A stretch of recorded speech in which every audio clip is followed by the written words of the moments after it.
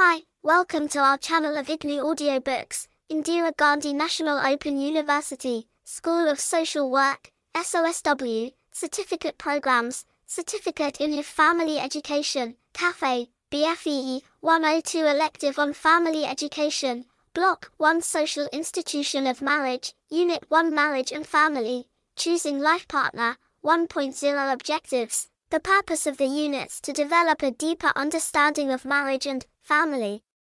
After studying the unit, you will be able to define marriage and family, compare different types of relationship in family life, explain the functions and purpose of marriage, identify interest in acquiring more knowledge about marriage and family, and apply this knowledge in your own life situations. 1.1 Introduction. The family forms an essential part of human evolution, without which human existence would have been impossible.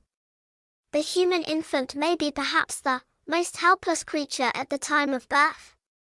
It needs a long period of protection, by an association with parents. This itself points to the need and main purpose of a family. The basic course has already explained the need and importance of family life education. This unit explains the concept of marriage and the purpose and functions of marriage and family. A deeper understanding of the commitment involved in family life would help one to think more seriously about marriage and family. This unit has tried to highlight the points to be remembered in choosing a life partner. Who is to select the partner and how to select the partner are some usual questions that any young people may ask. The answers to these questions are discussed on the basis of social expectations and the social and psychological factors involved in the choice. 1.2 Meaning of marriage. Marriage is a common term that we come across in our daily life. Have you ever thought of it seriously? What is the meaning of marriage? Is it a mere relationship between a man and woman to live together and have children? Is it a man-made institution? When did such an institution come into existence? It will be really interesting to ponder over the answers to the above questions, much more so about the meaning, scope, purpose and history of marriage. The term marriage has different meanings and connotations for different people. To some, marriage is a relationship between men and women for the propagation of the human species. Some people take it as a license for sex. Yet another group considers marriage as a means for companionship. Marriage comprises all these views and much more. It is a very complex institution, which cannot be defined in a sentence or two. Many sociologists and philosophers have given differing views about the meaning and scope of marriage. Marriage is not an integral part of human nature, but it is a man-made custom, or institution which was present even in prehistoric times. It is not a natural relationship but a conscious commitment between a man and a woman. With the advancement of civilization, marriage became a social function with religious and legal sanction. As stated earlier, marriage has different meanings and connotations. Let us look at some of them. Marriage as a relationship. Marriage is one of the deepest and most fulfilling of human relationships.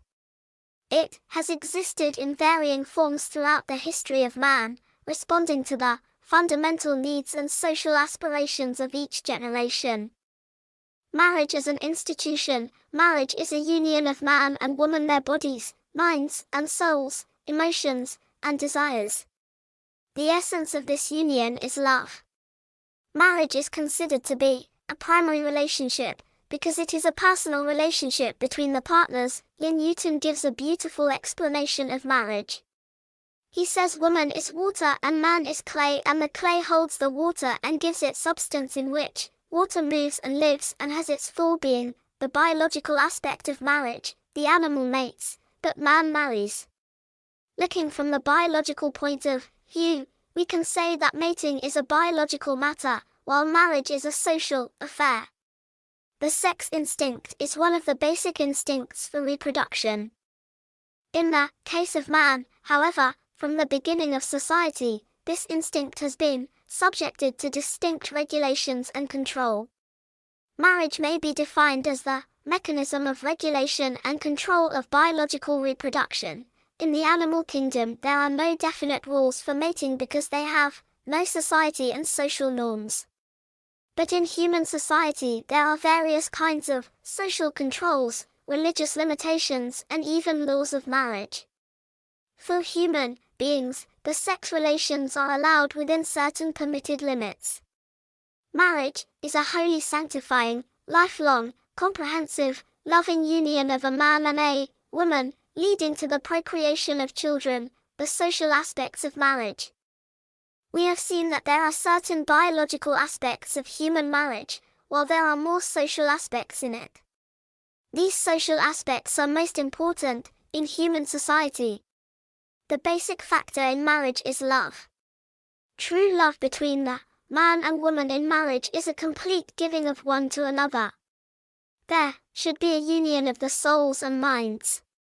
There should be a union of emotions and wills. All these imply complete, exclusive, and lifelong giving of oneself to the other. The psychological aspect of marriage. Marriage is an integral part of human existence. In marriage, man's basic longing for communication and completeness finds its natural culmination. Human beings find their fulfillment as men and women. Marriage is the means by which two persons seeking a more perfect life give themselves totally to each other. In a marriage, the male and female complement each other. It fills the physical and psychological void which exists in human being if they are alone.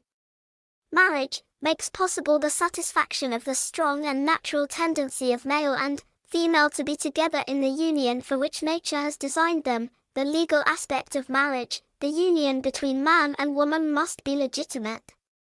So marriage should get legal, social and civil acceptance. Legal sanction of marriage is based on prevailing social norms and customs. It varies from one society to another. The marriage can be legally contracted only by those who are able to perform the basic act of marriage. The legal minimum age for marriage in India is 18 years for girls and 21 years for boys. 1.3 The functions and purposes of marriage. Have you ever thought of the question why a person should get married? The first answer that comes to your mind may be for the propagation of the human species. Let us try to find the answer. Marriage for union and procreation. What is the purpose of marriage? If it is only for procreation, marriage is not a must. Of course, one of the important purposes of marriage is union and procreation. The union in marriage is a medium of physical, psychological and spiritual communication of love and commitment of self. Marriage for sex. The natural end of sexual relationship is conception of children. Hence the procreation of children is an essential purpose of marriage. An equally important purpose is the union itself, the mutual love, pleasure and happiness of the husband and wife. Marriage, therefore, fosters mutual love and attachment. It provides for the legitimate expression of sexual satisfaction. Marriage for companionship and friendship. The most important need of the human being is the intimacy in living with and making a commitment to another human being. What is friendship? According to Janet Kidd, friendship is having a privileged position in someone else's life and giving them a privileged position in our own. It is sharing ourselves with those we like. Friendship is the cornerstone of marriage, which lasts even when the sexual desire is over. It remains even after the children are grown up and settled. It only deepens with years. This is what is meant by companionship or friendship. It enriches man and woman by increasing unselfishness and by deepening her capacity for love and sacrifice. Hence marriage is love, it is sex, it is family, but ultimately and essentially it is companionship or friendship. Marriage for socialization. Marriage is a means through which the socialization and growth of a person reach its fulfillment. It provides numerous opportunities to bring about security, cooperation, and love.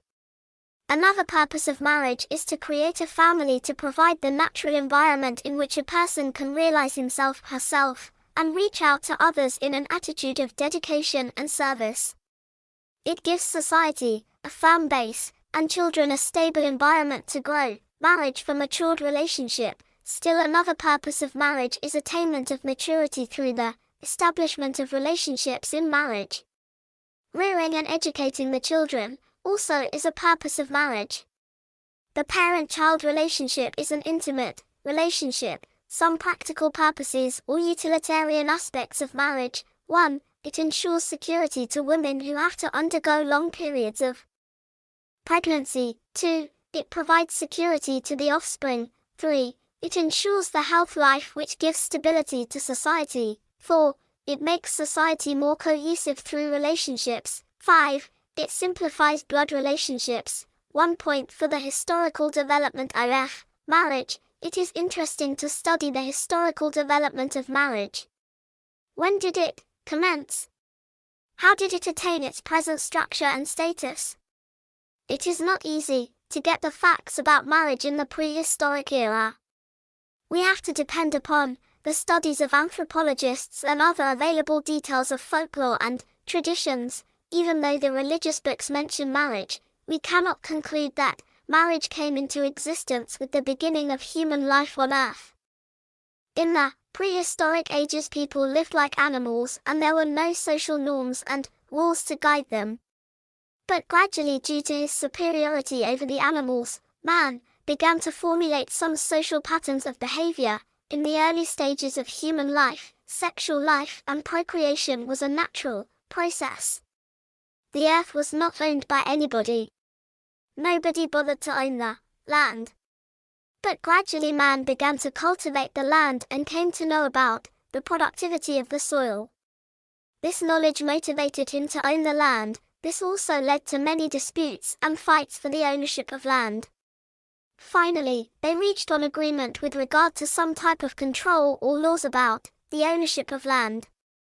This is evident from social contract theory. The desire of man to own the land, which is productive, led him to the idea of owning anything that is productive.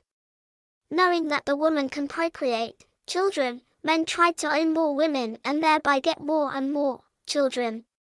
This also ended the conflicts and fights. Gradually restrictions and regulations came in procuring women. This finally culminated in the form of a social institution of marriage with all its laws and regulations and customs. 1.5 The family. Just like marriage, family is also a very familiar term. We all come from families. We see families around us. Family is an integral part of our life. Can we answer these questions? What is a family? What is the need for a family? Who constitute the family? Is it a mere union of parents and children? What is the relationship between the members in a family? Is the family a human invention or a natural evolution? Is it found among animals also? What are the forms of family in different ages and different cultures? The need for a family. The family was a necessary precondition for human evolution, for without it, human existence would not have been possible. The human infant is born helpless. It has a potential for physical and mental development. But it requires years to achieve its maturity. In the case of animals, their young ones are able to take care of themselves shortly after birth. But for human beings, the long period of pregnancy and the prolonged helplessness in infancy and childhood needs a long association of parents. This has resulted in the formation of a family, the evolution of the family. The family as a group of parents and offsprings existed even before the appearance of man upon this planet. Family-like association is seen among birds and higher mammals. The chimpanzee is a highly social creature which lives in family groups. The family life of apes and human beings can be compared. There is a selection of a mate, interaction between male and female, levels of control among father, mother and children, and a child is taken care of primarily by mother. There is a great deal of difference between the family life of apes, mammals, and birds and that of man. In the former case, the nature of family life throughout the world is the same in any given species. But in the case of man, family, behavior varies greatly from one society to another. In the animal family, the behavior of the members is motivated by instinct, whereas in the human family it is motivated by culture. The animal family is largely biological in nature, while in the human family its structure and functions are shaped by culture. According to many sociologists, man in course of his evolution might have developed one or another family form as determined by situational and historical factors. In short, we can say that geographic environment, economic conditions, and culture rather than biological factors were the determinants of human family patterns. In man, the family is not only a biological group, it is first and foremost a social institution. The definition of family, we have seen that the structure and function of the family varies from place to place. So it is difficult to give a definition of the term family. However, the definition of the family must include that which is common to the great variety of human groups to which the term family has been applied. There are certain characteristics that are common to the human family in all times, and in all places that differentiate the family from other social groups. According to Ernest W. Burgess and Harvey J. Locke, these characteristics are: 1. The family is composed of persons united by the ties of marriage, blood, or adoption.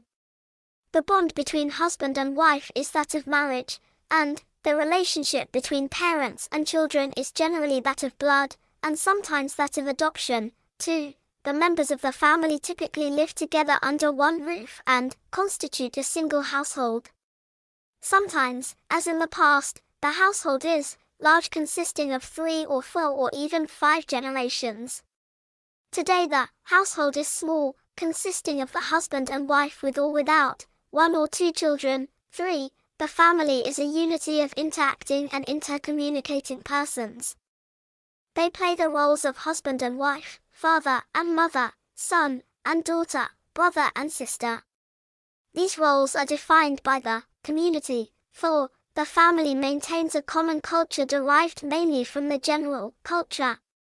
Usually this culture is the outcome of the merging of the two cultures of the husband and wife. On the basis of the above characteristics, the family may be defined as a group of persons united by the ties of marriage, blood, or adoption, constituting a single household, interacting and communicating with each other in their respective social roles as husband and wife, mother and father, son and daughter, brother and sister, and creating and maintaining a common culture.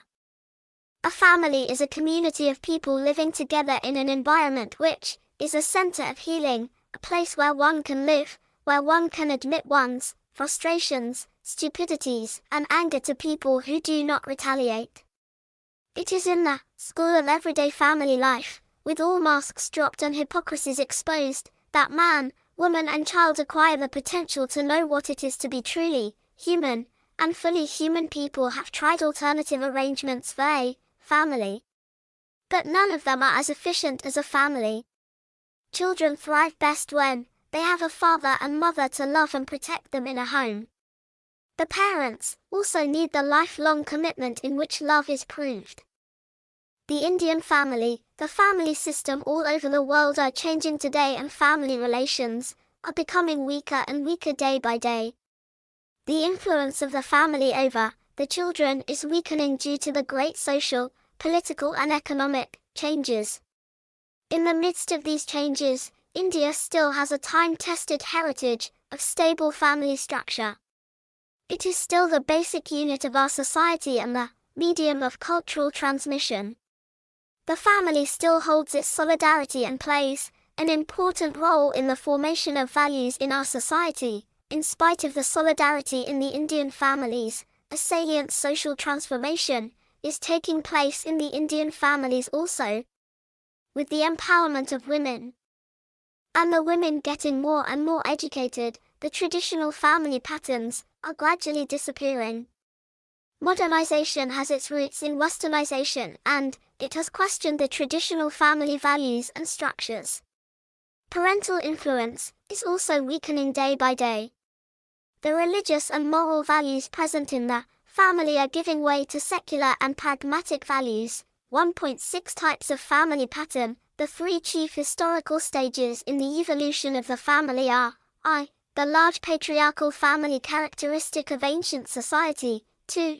The small patriarchal family which had its origin in the medieval period. And 3. The modern democratic or nuclear family which is the product of the Industrial Revolution and the economic and social changes that followed. The large patriarchal family was prevalent in China, India, and Japan. Here the senior male member was the head of the family. He lived with his children and grandchildren which came up to 4 or 5 generations. The patriarch, the head of the family, had supreme authority over all other members of the family. This type of family was a result of the agricultural and pastoral mode of existence. The small patriarchal family was the second stage in the evolution of the family structure. It consisted of husband and wife and children and 1 or 2 grandparents and 1 or 2 unmarried brothers and sisters of the husband and wife. This type of family was mostly seen in urban areas where the members used to work in industries. Here also the senior male member had the supreme authority over the whole family. The democratic or nuclear family consists of only the husband and wife and the children. This type of family system is more prevalent in modern society. Here the husband and wife share more responsibility and are more free. They can take their own decisions. Children can also join in the decision-making, consistent with the advancement in age. In India, we find 3 types of family structures which are almost identical with the historical family patterns.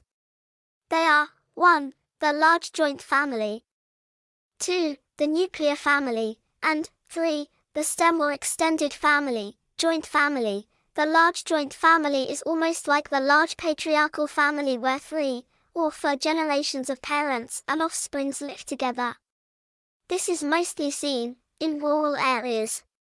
These families are mostly agricultural families. Advantages of the joint family. The joint family assures shelter for the aged and sick, social security for the unemployed and support for the young couple. Children grow up in an atmosphere of security and affection. The newly married couple get training in family life and child care. The sons get the training from their father, uncle, and grandfathers. The daughters get it from their mothers, aunts and grandmothers. In a joint family, the wisdom and experience of the elders are shared. The joint family has its own codes of behavior and its own values which are transmitted from one generation to the other generation. On the whole, we can say that the joint family provides an umbrella of support which covers financial loss, social security, and even provides informal counseling. Disadvantages of the joint family. In the joint family, the supreme authority is vested in the senior male member, so the whole life of the family goes according to his efficiency and attitudes. The junior members may not take up any responsibility and initiative.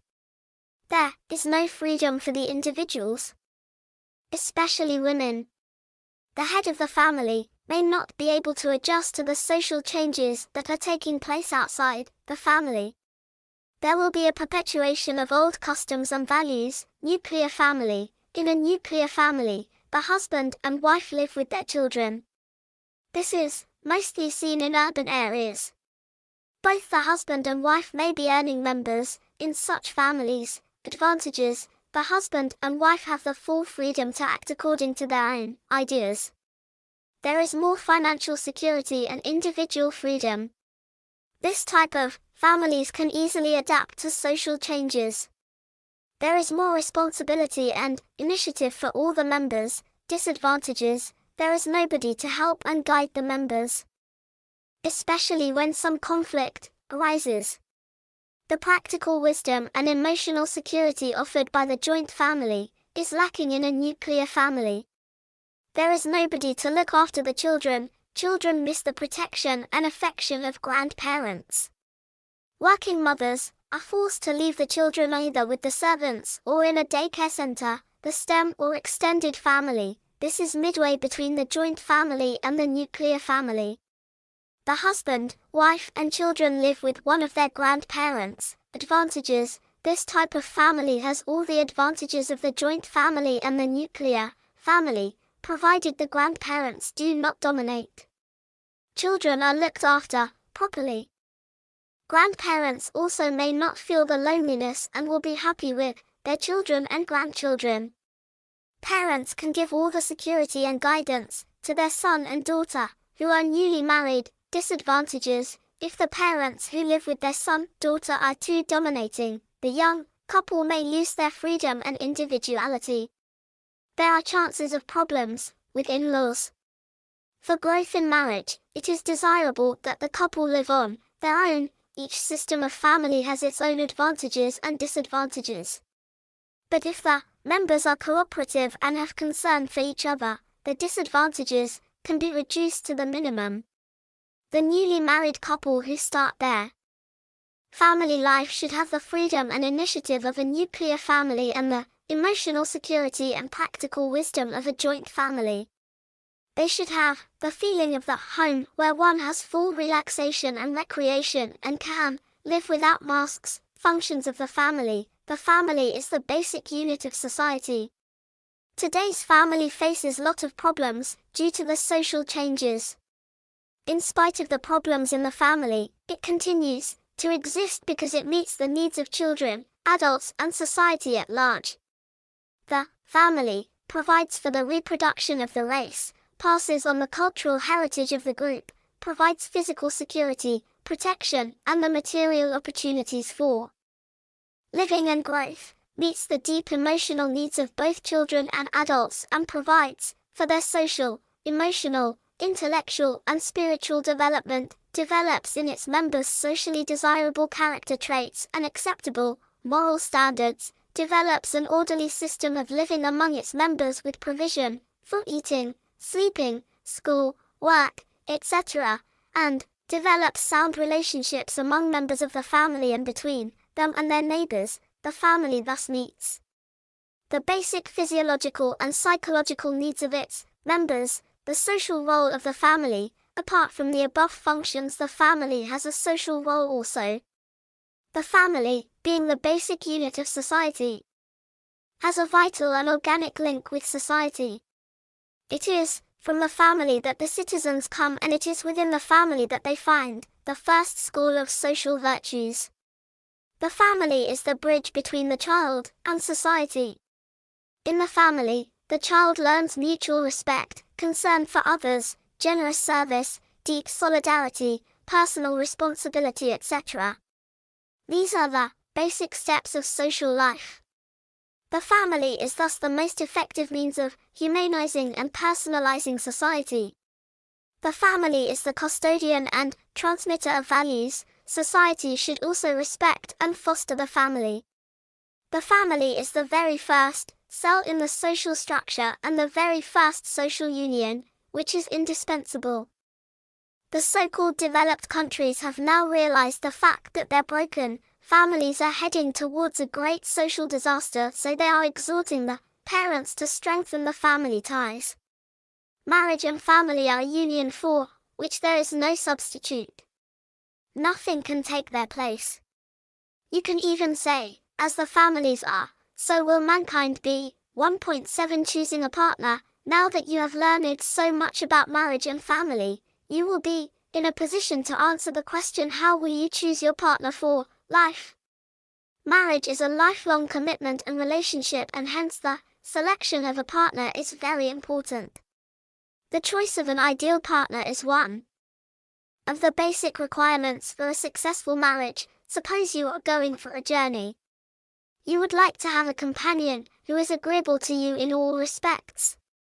So what about your companion, who is to travel with you through your whole life, till death? Marriage is one of the 3 great events in life, along with birth and death.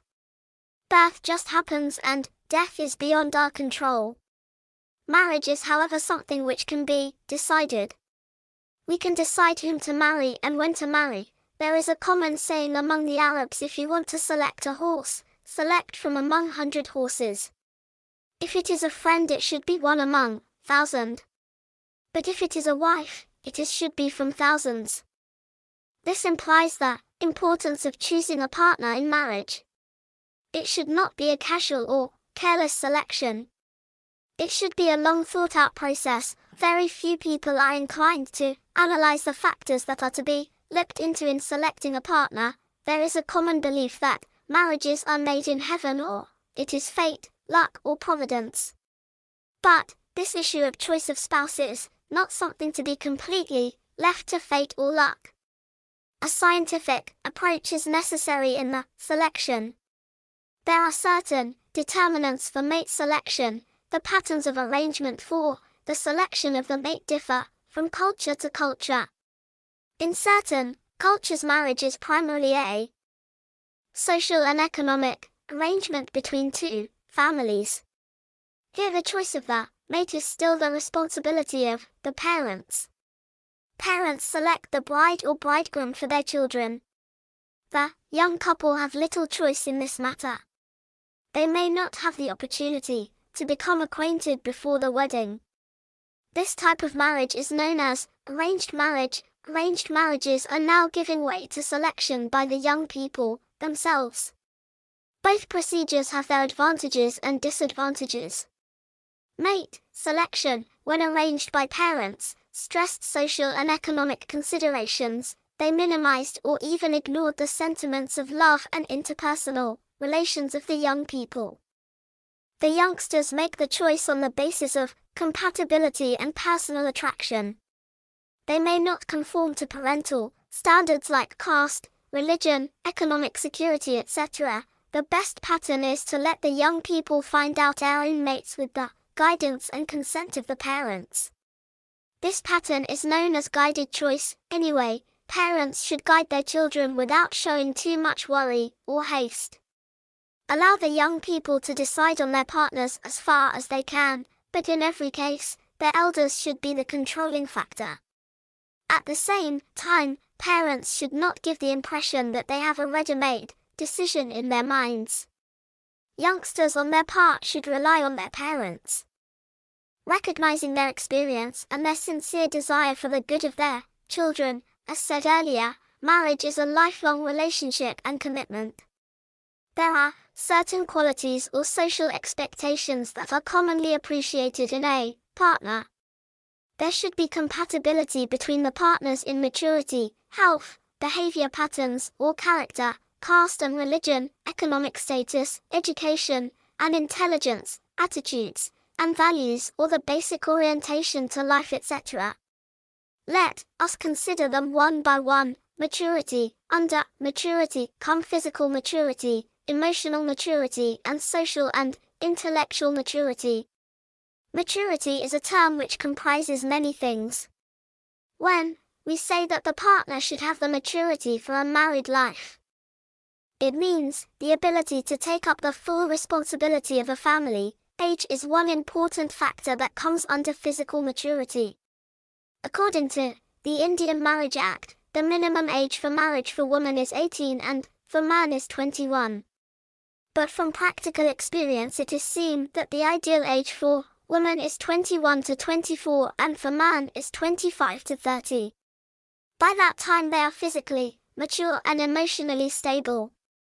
If the man or woman lacks physical maturity, she may find it difficult to make marital adjustments and to take up the responsibility as husband and wife and as parents. What should be the age difference between the partners? Who should be older? The social expectation is that the man should be older and there should not be much difference of age between the partners. But for so many practical reasons, it may not be possible to strictly adhere to this.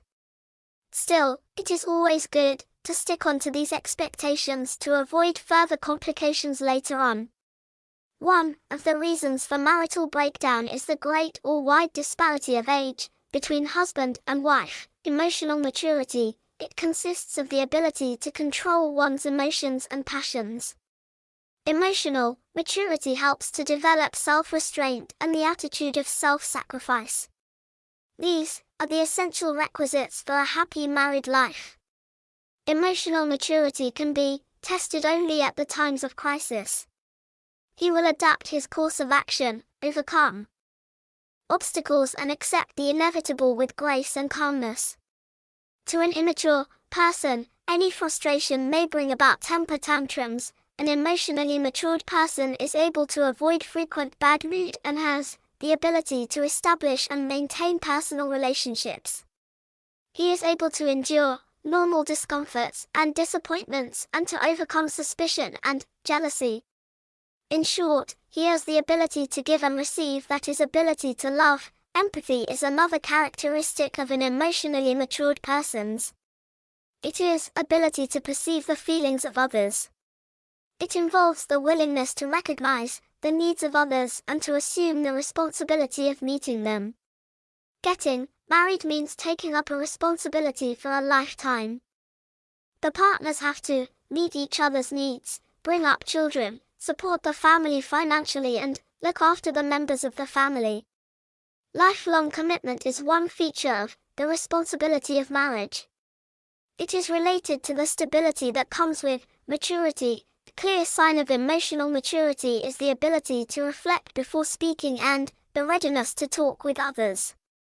This is highly essential in husband-wife relationship. An emotionally mature person has, first of all, insight and foresight in his thinking.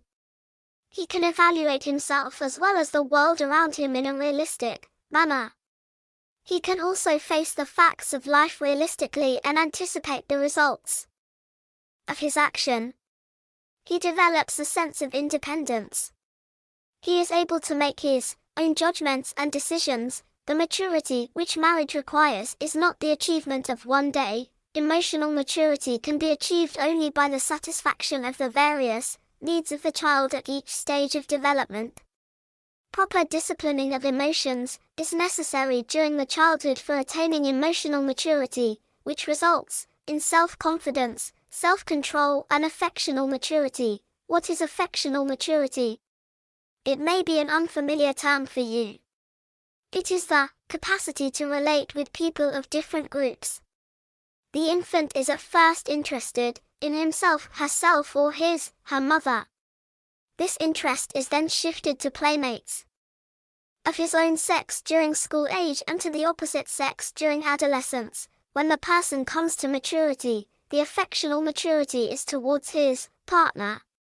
One who is ready for marriage should have this affectional maturity, so as to develop a good husband-wife relationship. This is basic requirement for marital harmony. Social maturity. Social maturity is evident when one can relate oneself to others in a selfless and responsible way. One should not think only in terms of immediate wish fulfillments or satisfaction or personal desires. The main signs of social maturity are respect for others, honesty, frankness, courage, and the ability to provide whatever a family needs. An emotionally mature person need not necessarily be socially mature if he has not experienced a social life. Social maturity comes from the fulfillment of one's quota of premarital living. Every boy and girl should have an experience of social life before marriage. Usually after completing this education, youngsters are employed and they have a free time to assume the responsibilities of life and mingle with people. During this time they may come across persons of other sex, whom they may choose as their partners in life. This is a time of fantasy. Anyway, this free time before marriage is essential for acquiring social maturity. After exploring for a partner, they finally settle down and are ready for marriage. One characteristic of social maturity is one's willingness to disregard unknown potential marriage partners in their fantasy. They will be ready to commit themselves to build up a relationship with a particular person. It is also important to be independent for a while. Having just become free from parents, it is too early to take on the bonds of matrimony. Spare time can be used as one may deem fit. Jobs can be changed. Travels can be made according to the availability of money and time. Nobody else's wishes have to be consulted, nor moods catered to, since they were more closely supervised than boys during childhood and adolescence. They have yet to achieve a full sense of personal identity. Usually, many girls in India, especially in the rural areas, do not get this free time for socialization and acquiring social maturity. This is because they are married immediately after their schooling or graduation. Most of them are not permitted to work outside their homes. This is a real drawback as far as marriage is concerned. Intellectual maturity. Intellectual maturity lies in the ability to understand persons, events, situations, and problems. It is the capacity to formulate one's ideas, opinions, and judgments, without depending on others. For developing intellectual maturity, one must have a certain level of education, according to her social status. One must be able to give a meaning and purpose to her life. If she is intellectually mature, as we grow up, we gradually learn to understand and evaluate ourselves better. We come to know of our own strengths and weaknesses, our abilities and disabilities. We gain insight into our feelings, thinking and behavior. We also develop foresight. We learn to face realistically the facts of life and to anticipate the results of our action. We learn to foresee the possible consequences of our behavior. We no longer permit our desires to dominate completely our thinking or action. Mature thinking and feeling express themselves in mature action and behavior. We show control and flexibility in our behavior. We are neither rigid nor compulsive, but adapt our actions according to the situation. We can accept authority and discipline as well as responsibility and power. We learn to cooperate with the people and make the necessary adjustments and adaptation in life. An individual should show these signs of intellectual maturity before she plans to marry. It is essential for promotion of desirable personality development and adjustments in marriage. Self-realization is essential to understand the behavior of others. Know thyself is an important principle in mental health. For good marital adjustments, knowledge of self is an essential factor. Only an intellectually matured person can know the limitations of others. A person who aims at an unattainable goal meets with frustrations. Intellectual maturity is essential for having frustration tolerance. The married partners need high frustration tolerance to face problem situations wisely and to make wise decisions. Now we have seen how important maturity in selecting a mate is. Only a person having all the above types of maturation will be a good partner in married life.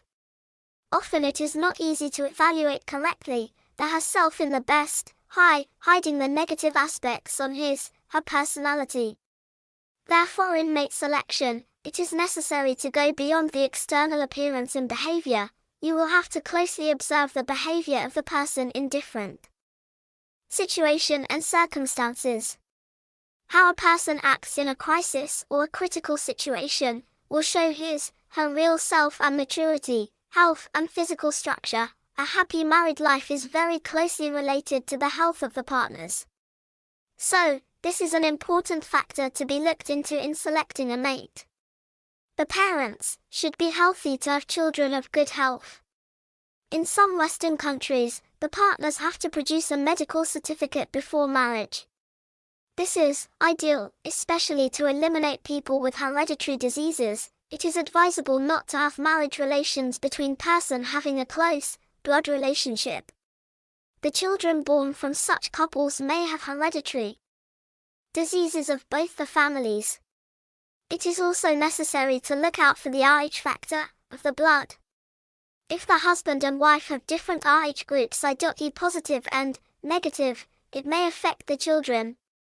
So care should be taken to see that the partners has compatible blood groups. If testing also should be done before marriage, wherever scope for doubt exists, to avoid future problems and breakdowns. The presence of a health defect in a person may not prevent one from marrying, but it is necessary that both know about it and are ready to face its consequences together.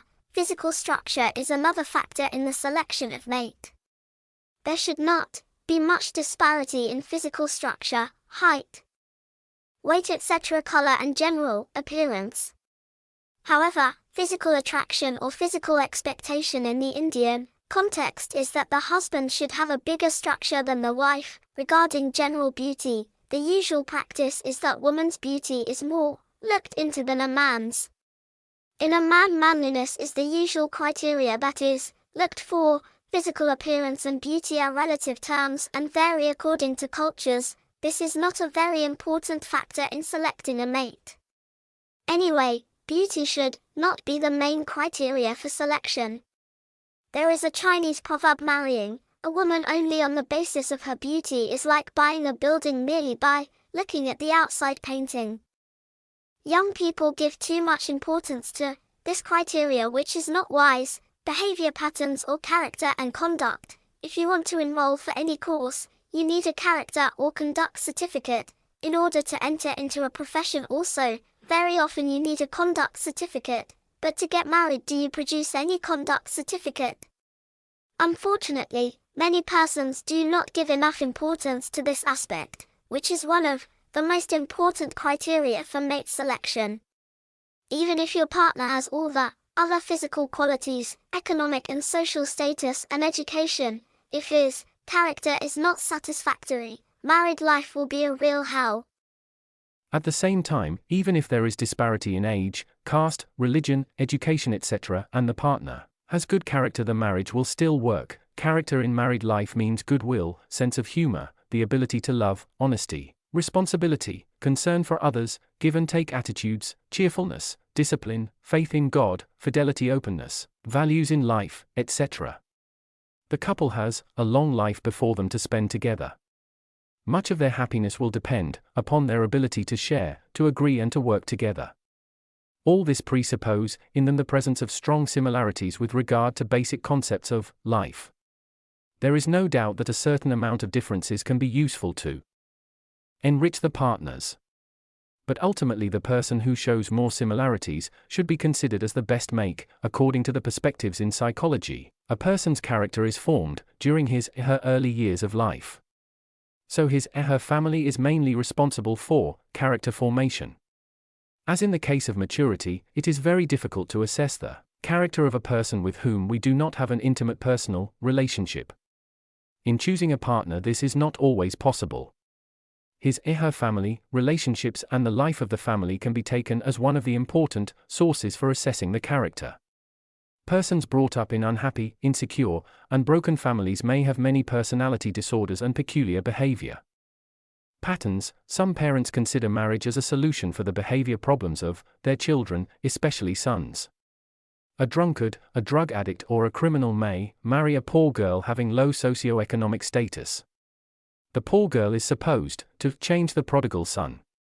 Usually this ends up with a marital breakdown and lot of misery for the girl. The innocent girl becomes a scapegoat. Caste and religion. When the selection of the bride or bridegroom is made by parents, they insist on caste and religion. But when the selection comes to youngster, we come across many intercaste and interreligious marriages. Many of them are successful. These types of marriages are good for social and national integration and harmony among different castes and religions. But there are many practical problems of adjustments in such marriages. In India, marriages are between two families. The families may not accept such marriages and interfere with each one's customs and lifestyle. When two persons from two different castes or religions marry, they must be willing to accept and respect each other's faith and values.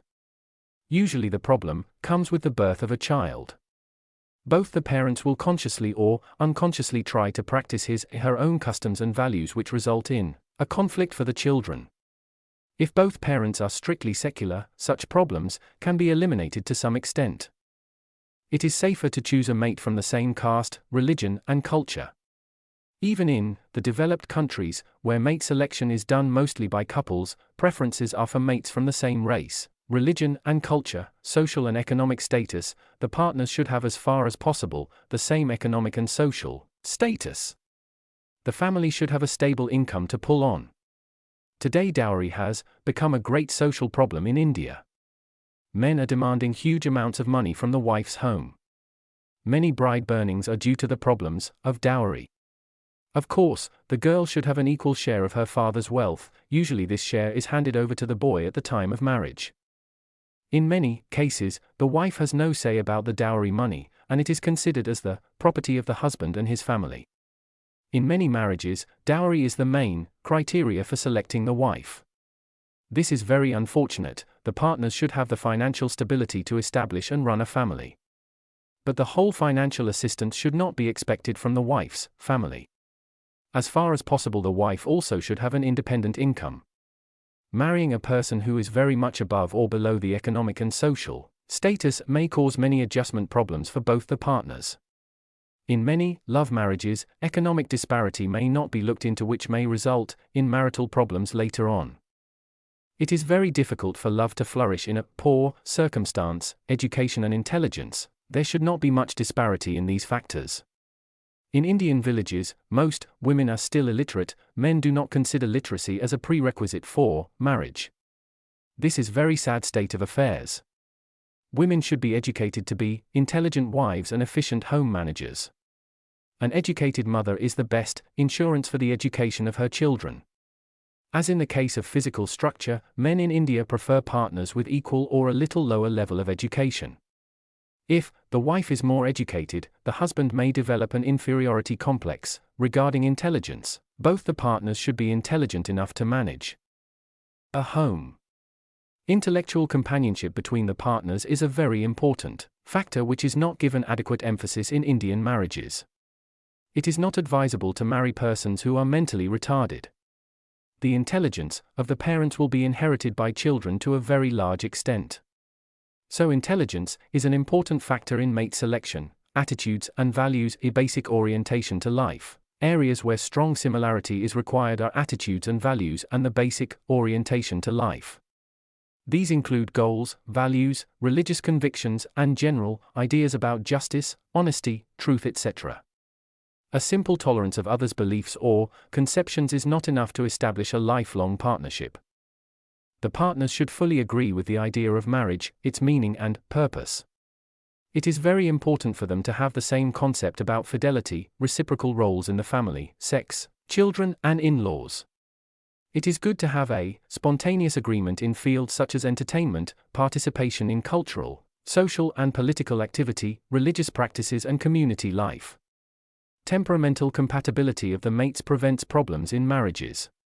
Temperament means the physiological activity level and response patterns of the individual. The behavior controlling glands of one individual may be different from that of another individual. Such biological differences help to explain many of the conflicts in marriage. For example, why one spouse is always active and the other inactive. To avoid all these problems, temperamental compatibility should be given due importance in mate selection. Compatibility of needs is another factor which should be looked into the choice of the mate. There is evidence that persons seek a mate who will complement their strengths and deficiencies. Persons with complementary needs tend to marry. Many boys and girls are attracted to each other because each satisfies the other's need. The need so satisfied may be the need for love, affection, sympathy, understanding, etc. Now we have seen some of the important qualities that are to be looked for in a mate. The selection of partner is not an easy process. It is an ongoing process which requires time and experience. It is better for the partners to have an opportunity to become well acquainted with each other. This called courtship. It provides the two persons the opportunity to test each other's feelings, ideas, and orientations to life. This may help them to decide whether a life together will possible. It also provides them occasions to reveal to each other the different sides of their temperaments. In spite of the above advantages of courtship, it is generally not followed or accepted in Indian marriages. But it is a must in Western countries. Anyway, it is good to have some acquaintance with the partner before marriage. One may not get a partner who can satisfy all the above criteria of mate selection. Some compromises have to be made in some aspects. But once the selection is made, one should accept his or her partner totally. Accept toto is a key word in marital success. Since it is not easy to change the behavior of an adult, the only way is to accept your partner with his/her merits and demerits, and adjust accordingly. There is no I or you in a marriage relationship, but only the we. The husband and wife should become one and at the same time keep their own identities and individualities. The new mathematics of marriage is 1 should be big 1, it should never be A-2 or A-11, where the partners proceed in two parallel lines which never meet. 1.8 Summary. In this unit, you have learnt about marriage and family and the criteria for choosing a partner. Marriage is a lifelong conscious commitment between a man and a woman. It is a contract, a union, and an institution. Marriage has many biological, social, psychological, and legal aspects also. The main functions and purposes of marriage are union and procreation, companionship and sex, and socialization of the individual. Family is one of the oldest social institutions. The human being is the most helpless creature at birth. It needs a long association with parents for its growth and development. This resulted in the evolution of the family. A family has certain distinct characteristics. It is a group of persons united by the ties of marriage, blood relation, or adoption. They live together under one roof. The family members interact with each other in different roles as father, mother, husband, wife, children, etc. It has a common culture also. In India, the family system is still stable and has solidarity. There are 3 types of families in India: the joint family, the nuclear family, and the extended family. Each type has its own advantages and disadvantages. The family has many functions. It meets the needs of children, adults, and society. It provides for the reproduction of the race, physical security, protection, etc. The family meets the physical, emotional, psychological, social, and spiritual needs of all the members. It is the basic unit of our society. The selection of a partner in marriage is very important, because it is a life-long commitment. The choice can be made by parents, by self, or jointly by both. There are certain social expectations that are commonly appreciated in a partner. There should be compatibility between the partners in all aspects of life. Some of these aspects are maturity, physical, emotional, social and intellectual, character, caste and religion, economic status, education, attitudes, and values, and orientation to life. Thank you. Subscribe to our channel for more updates. And we will see you with the next chapter.